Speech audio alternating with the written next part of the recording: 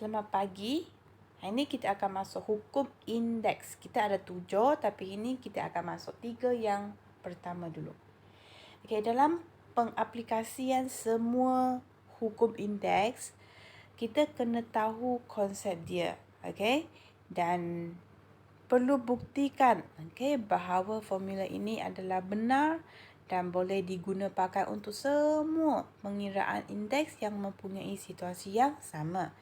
Jadi formula yang pertama atau hukum yang pertama dinyatakan bahawa jika tata-tanda indeks yang mempunyai A yang sama didarabkan, kita boleh gabungkan dua asas itu dan kuasa dia kita boleh jumlahkan. Jadi contoh di sini 2 kuasa 4 kali 2 kuasa 3. Kita gabungkan, tulis sekali sahaja 2 di belakang. And then kuasa dia 4/3 kita jumlahkan. So buktikan betul tak? Ini kita akan dapat 2 kuasa 7. Okay. Jadi kita setaraikan. Okay. Secara pendaraban berulang. Kita dapati ialah betul. Okay. Kita boleh dapat 7. Okay. 2 yang darab terhadap diri sendiri, di mana 4 daripada 2 kuasa 4 dan 3 daripadanya adalah daripada 2 kuasa 3. Jadi terbukti formula ini boleh digunakan. Jadi sekarang kita nak gunakan formula ini untuk menyelesaikan 4 soalan ini. Yang pertama, 7 kuasa 2 dengan 7 kuasa 3 disebabkan kedua-dua A adalah sama, asas adalah sama, kita gabungkan. Kita tulis sekali sahaja 7. Kuasa dia kita jumlahkan 2 tambah 3, 5. B pun sama, 0.2 kita gabungkan, tulis sekali je. And then kuasa dia kita jumlahkan. C pula ada nombor dan 2 sebutan yang mempunyai pembelubah yang sama. Jadi kita selesaikan dulu 2 dengan 4 bawa ke depan. And then K kita boleh terus gabungkan. And then jumlahkan nilai kuasa dia. So kita akan dapat 8 kali 8 kali K kuasa 5. And then jawapan kita buangkan darab itu, kita akan dapat 8K kuasa 5. D pun sama. Sekarang D ada 3 nombor, kita bawa ke depan. And then M dia kita boleh terus gabungkan dan jumlahkan kuasa dia. Jadi kita akan dapat ini. M 4 tambah 5 tambah M. M ni kalau tak ada apa maksudnya ada 1. Jadi 4 tambah 5 tambah 1. So kita selesaikan, kita akan dapat 6 kali M kuasa 10. Ini kita kena buang lagi X. Jadi kita dapat 6M kuasa 10.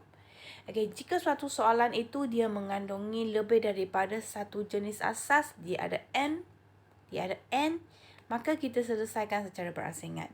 Jadi untuk A, M kuasa 3 kita gabungkan dengan M kuasa 4. Jadi kita akan dapat M 3 tambah 4, 7. And then N kita gabung dengan N kuasa 2 dan N kuasa 5. Jadi 2 tambah 5 kita dapat 7. Jadi kita akan dapat M kuasa 7 kali N kuasa 7.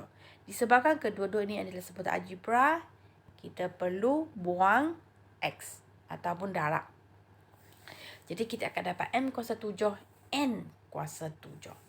B pun sama. B kita ada asas yang berbeza. Kita ada 0.3 dan 0.2. So kita gabungkan dulu 0.3. Yang pertama kuasa 2, yang kedua kuasa 1, yang ketiga kuasa 3. Ini kita gabungkan 0.2. 2 tambah 7. So kita akan dapat ini. Untuk kes ini jangan buang darab. Sebab jika semua nombor kita perlukan X untuk membezakan dua nilai ini. Untuk C pun sama, kita ada 3 jenis asas di sini pula. Kita ada P, M dan N.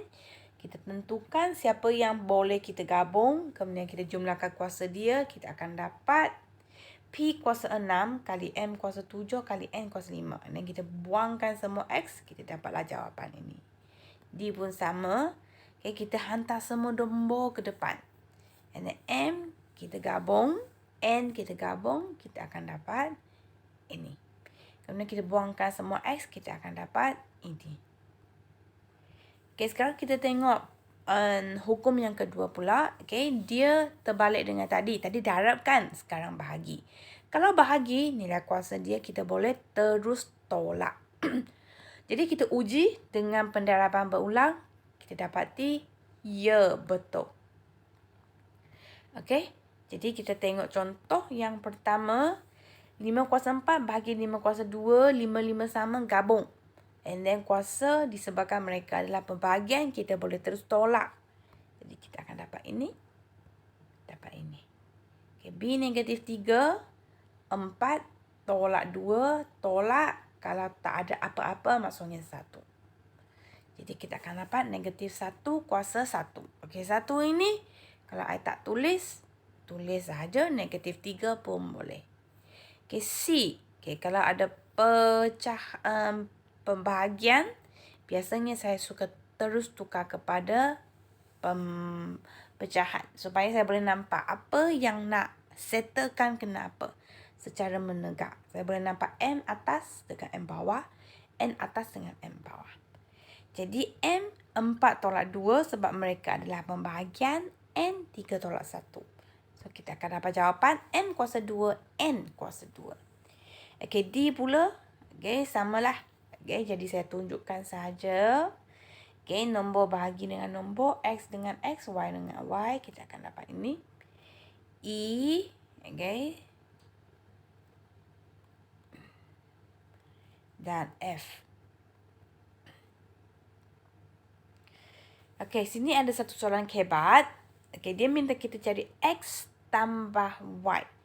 Okay, jadi di sini kita boleh nampak 2 di depan, 3 di belakang. Jadi idea dia, kita boleh dapati bahawa 6 adalah apa darab apa? 2 kali 3. Jadi 2x per 2 kuasa 4, kita boleh assumekan dia sama dengan 2. Okay. Dan 3y, 3 kuasa y per 3 kuasa 2, kita boleh samakan dengan 3. Jadi kita akan dapat 6. Jadi kita boleh samakan, okay, yang saya bulatkan dalam kolom dan kita bandingkan. Okay.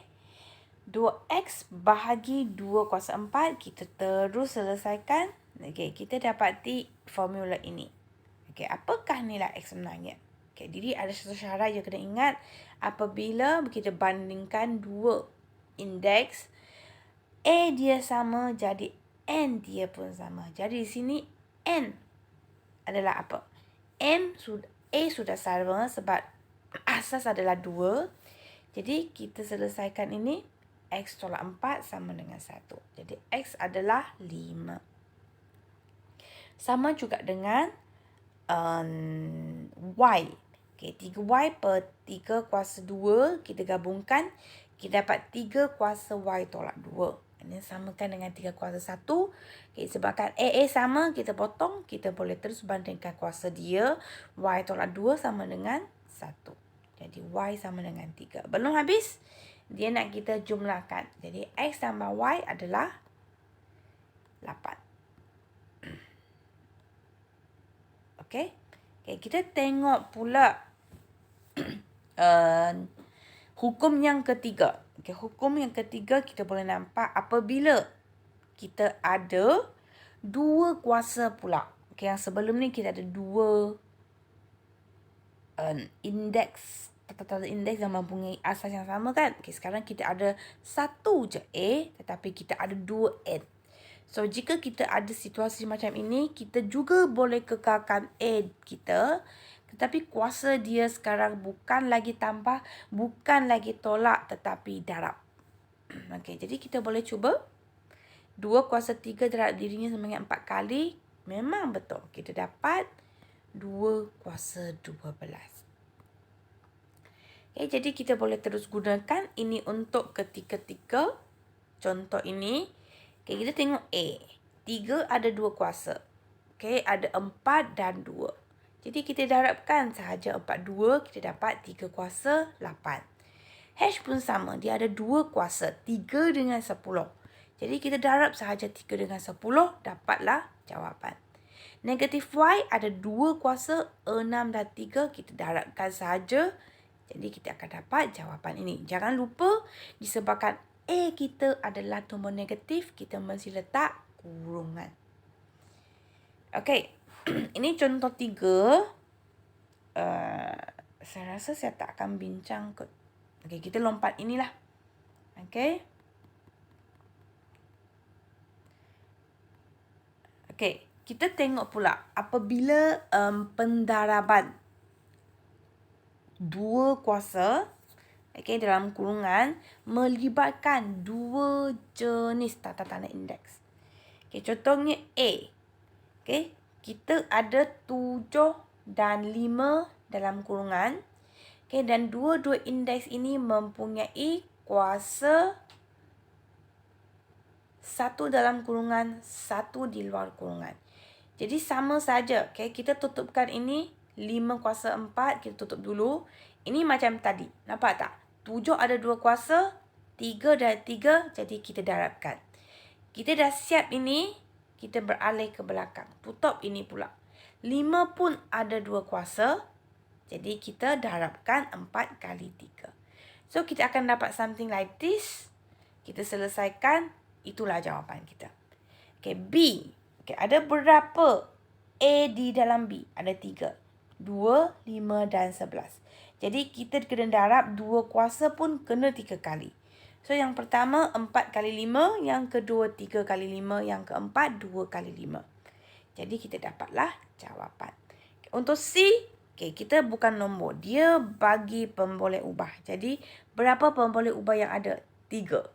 Jadi, P ada 2 kuasa. 2 dan 4 darabkan. Q ada 3 dan 4 darabkan. R kalau tak ada apa maksudnya ada 1. Jadi 1 kali 4. So, jika semua terdiri daripada pemboleh ubah, kita kena ringkaskan sehingga tak ada darab. Okay, D. Okay, sekarang D ada berapa asas di sini? Ada M, ada N. Jangan lupa 5 sendiri. Okay, pun merupakan indeks, tata tanda indeks kerana dia adalah 5 kuasa 1. Jadi 5 kuasa 1, okay, 5 ada 2 kuasa, 1 dan 2. Jadi kita darab. M pun ada 2, 4 dan 2 di luar kurungan. Darabkan. N 3 darab 2. Jadi kita akan dapat jawapan ini. Okay, dan buangkan semua X, kita akan dapatkan jawapan yang terakhir. Okay, jadi jika melibatkan pembahagian sama juga. Okay. Okay, bahagi ini dia macam hiasan sahaja. Kita ikut sahaja. Tapi kita buat macam biasa. Jadi kita tengok dulu yang bahagian atas. 2 ada 2 kuasa. 5 dan 4. Jadi kita darabkan. Kemudian kita beralih ke bawah. Kita beralih ke bawah. Okay, 3 pun ada 2 kuasa. 2 dan 4. Jadi kita darabkan sahaja. So, kita akan dapat something like this. Okay, per itu macam hiasan sahaja.